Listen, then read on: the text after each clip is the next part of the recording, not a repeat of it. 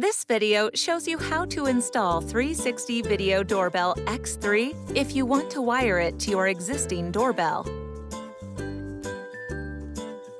To be compatible, your doorbell transformer must supply 8 to 24 volts AC at 50 or 60 Hz with a maximum power rating of 40 volt amps. First, make sure your existing doorbell wires are working. Then turn off the power at the breaker. Make sure there is no power to your chime box and doorbell.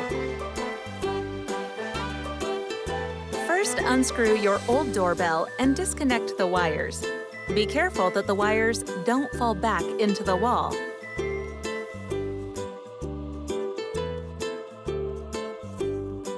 If you mount your doorbell on a wooden surface, perform the following steps.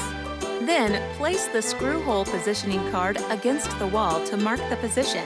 You may need to drill new holes for the mounting plate if the existing wired doorbell's holes were in a different location. If you're installing the doorbell on stucco, brick, or concrete, use the drill bit to drill holes into your wall and insert the included anchors into the holes. If you want to change the angle of the doorbell, use the included wedge. You need to use the provided long screws to install the wedge.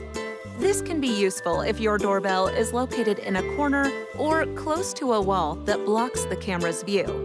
Then use the short screws to secure the mounting bracket on the wedge. If you don't need the wedge, then just use the provided long screws to secure the mounting bracket on the wall. If you're installing on wood, you don't need to use the anchors. Line each wire extension up with a doorbell wire and twist the wire nut onto them clockwise until they're securely connected. Now you can secure the doorbell wires under the terminal screws.